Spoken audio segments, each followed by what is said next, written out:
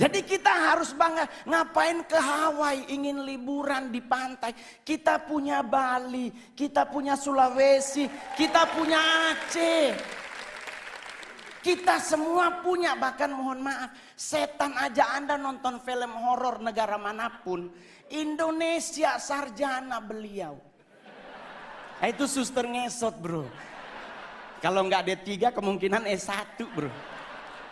Loh, saya boleh jujur Pak, di luar negeri kuburan dipakai buat nonton. Kita Indonesia lewat kubur permisi. Iya enggak? Coba kalau udah maghrib pasti misi. Lah ini dikubur 5 meter di bawah tanah. Kalau dia nyahut silakan. Di kita meninggal bro. Jadi kita harus bangga jadi orang Indonesia sekalipun ada yang kurang juga Pak dari bangsa kita. Kita negara terkepo nomor 2 di dunia. Tetangga berantem gak ditinggal, kita pasti dengar. Ya kan, Perancis bom meledak penduduknya hilang. Indonesia bro, Sarina meledak. Gak nyampe 15 menit jalan Sabang, jalan Jaksa, Tanah Abang numpuk semua di perempatan. Ini polisi lagi tembak-tembakan, yang mana bro, yang mana? Gak ada takut-takutnya loh Pak. Jadi kita wajar kalau negara kepo, Pak serius. Bukti kedua di mana Pak? Saya nongkrong Senayan City Pak. Sorry Pak, udah artis ya Pak. Kalau dulu Keramat Sentiong Pak. Saya tinggal di Keramat Sentiong, sekarang udah pindah Anak Selatan. Which is sometimes harus bahasa Inggris ya kan? Ya gitu. Bro, saya boleh jujur, kita lagi pipis Pak di urinoir, berenam nih lagi pipis berenam, tahu-tahu di belakang bunyi Pak, put. Itu kita berenam ini nggak dikomando, nengok semuanya. Rasa ingin tahu siapa yang bunyi Pak. Dan mohon maaf Bapak Ibu, ditungguin. Kita udah habis pipis harusnya keluar, 6-6-nya di wastafel. Nunggu orangnya keluar, dia keluar kita ngomong, oh elu. Tinggi banget Pak. Kita harus akui kita kepo tinggi. Kedua Pak, buat Pak Presiden kita negara apalagi ngusir setan Pak. Padahal mohon maaf Bapak Ibu, setan di luar negeri pakai jas. Menakutkan pasti karena ada belati, ada panah, ada pedang. Kita Indonesia setannya dari 170, 80%-nya difabel. Indonesia setannya mayoritas cacat Pak. Ya kan, suster ngesot, wewe gombel, pocong. Semuanya butuh dibantu tapi kita ketakutan Pak. Lah, saya mau ngasih tahu ya teman-teman, suster ngesot nggak mungkin ke rumah kita. Nih Pak, saya anak Tanjung Priuk, rumah sakit itu Koja. Otomatis suster ngesot hanya ada di rumah sakit. Kalau dia mau nyebrang ke Warakas, meninggal lagi Pak. Kan kontainernya banyak Pak, ya kan? Dia lagi cek, ya Allah, balik lagi. Sampai subuh Pak. Kalaupun dia bisa nyebrang, nggak mungkin nakutin Pak, pasti minta betadin, beset kakinya Pak. Jadi orang nanya sama saya Pak, terus ngusir setan apa yang harus kita lakukan? Jangan main dibaca aja Pak. Kalau Muslim dibacain ayat kursi, Kristen dibacain ayat Alkitab atau agama yang lain. Yang paling benar jangan dulu dibaca, tanya dulu setannya, lu agama apa? Iya kan? Takutnya dia Kristen dibacain ayat kursi kan gak kena bos. Iya kan? Jadi buat teman-teman semuanya, nggak usah khawatir ngadepin hidup. Saya sangat yakin dengan 1000% bahwa Pak Jokowi pasti akan umur panjang. Anda tahu kenapa? Karena beliau rendah hati.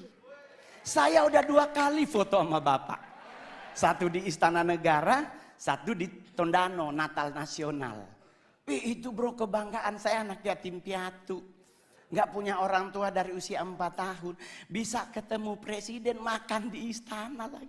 Pingin nyolong sendok Pak. Soalnya sendoknya keren banget.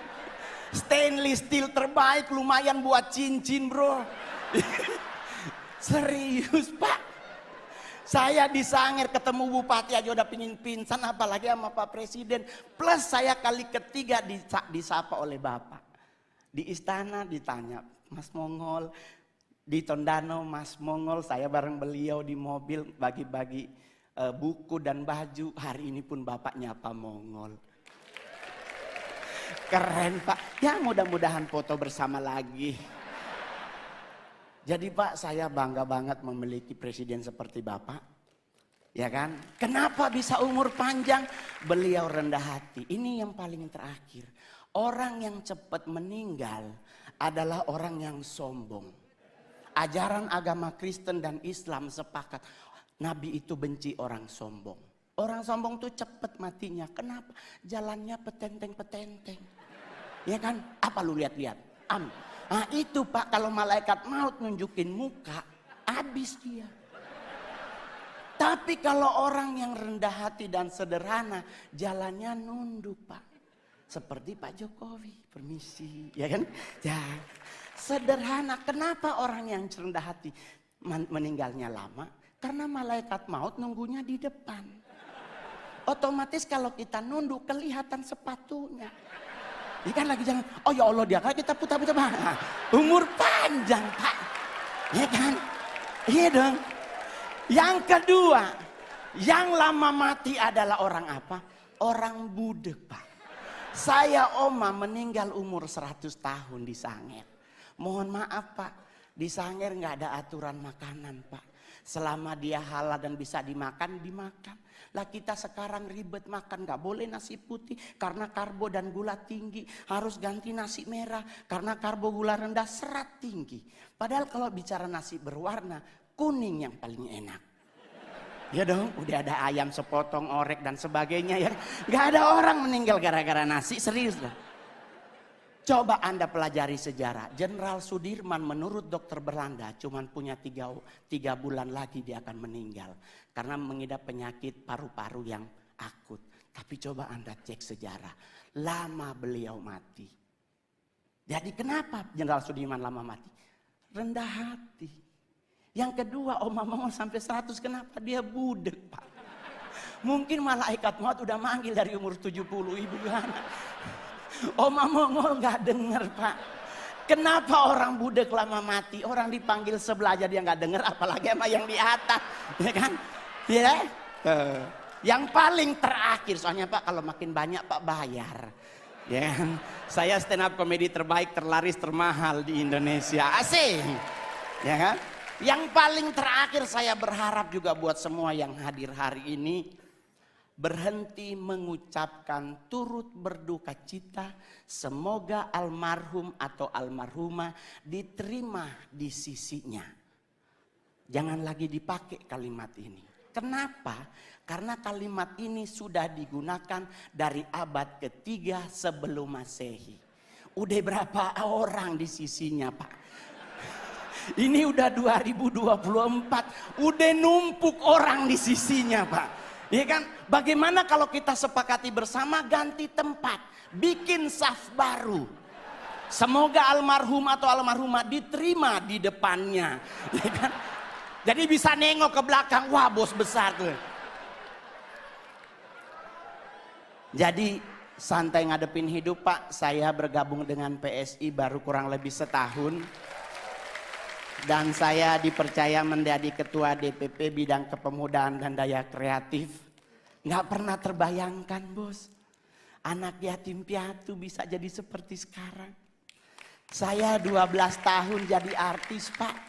Sulawesi Utara banyak artis Pak. Tapi saya artis yang paling banyak main film dari Sulut Pak.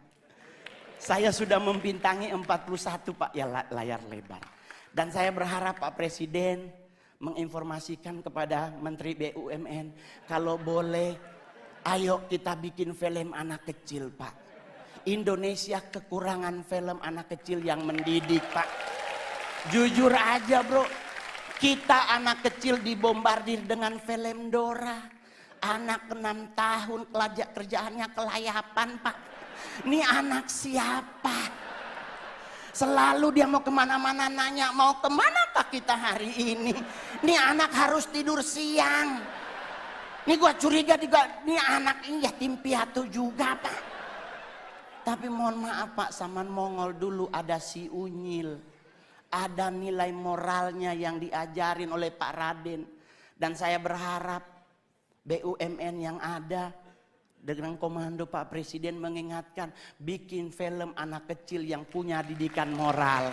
Terima kasih, saya Mongol.